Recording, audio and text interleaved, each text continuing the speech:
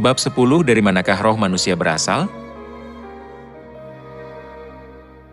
Dalam mempelajari soal roh, kita harus memecahkan masalah-masalah yang penting untuk harapan manusia seperti berikut. Pertama, dari manakah roh kita berasal?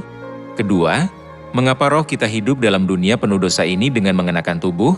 Ketiga, kemanakah roh kita akan kembali sesudah mati?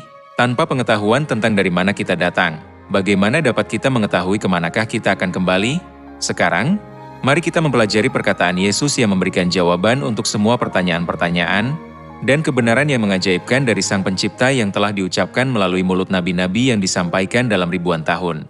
Salomo telah berkata, Pengkhotbah pasal 1 ayat 5. Matahari terbit, matahari terbenam, lalu terburu-buru menuju tempat ia terbit kembali.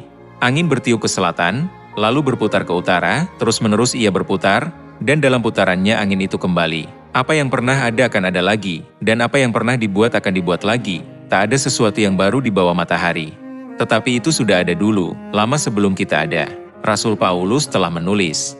Ibrani pasal 11 ayat 15. Dan kalau sekiranya dalam hal itu mereka ingat akan tanah asal yang telah mereka tinggalkan, maka mereka cukup mempunyai kesempatan untuk pulang ke situ. Perkataan ini bermaksud bahwa jika seseorang tidak memikirkan tanah air yang mereka tinggalkan, dia tidak mendapat kesempatan untuk kembali.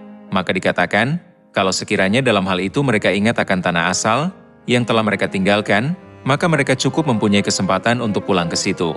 Jelasnya ada suatu tempat dari mana roh manusia datang dan ada juga tempat di mana akan kembali. Walaupun tubuh kita lahir dan lenyap di dunia ini, rohnya tentu kembali ke tempat asalnya. Oleh karena itu, nenek moyang kepercayaan di Alkitab mengatakan bahwa hidupnya di dunia ini hanyalah sebagai pendatang.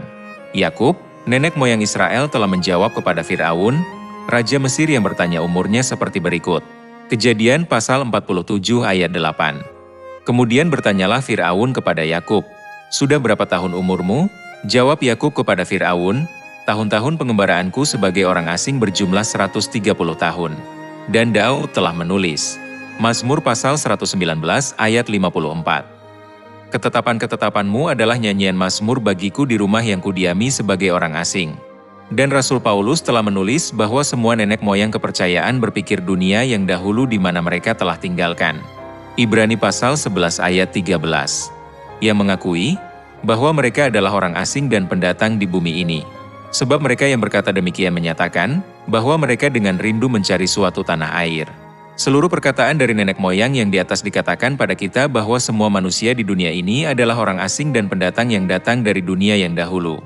Akan tetapi, tidak banyak orang yang mengingat tanah air sorga, sebab mereka dihilangkan ingatannya tentang dunia yang dahulu secara keseluruhan karena rohnya memakai kerudung dosa. Mengenai hal ini, Nabi Yesaya telah menulis seperti berikut.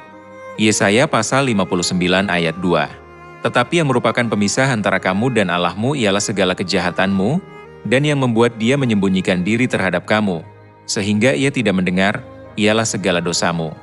Roh kita adalah malaikat-malaikat yang mulia dan anak-anak Tuhan pada zaman dahulu. Tetapi, oleh karena dosa kita telah dilemparkan ke bumi ini dengan menggunakan kerudung dosa, sehingga mata rohaniah tidak dapat melihat keadaan dunia yang dahulu dan tanah air sorgawi.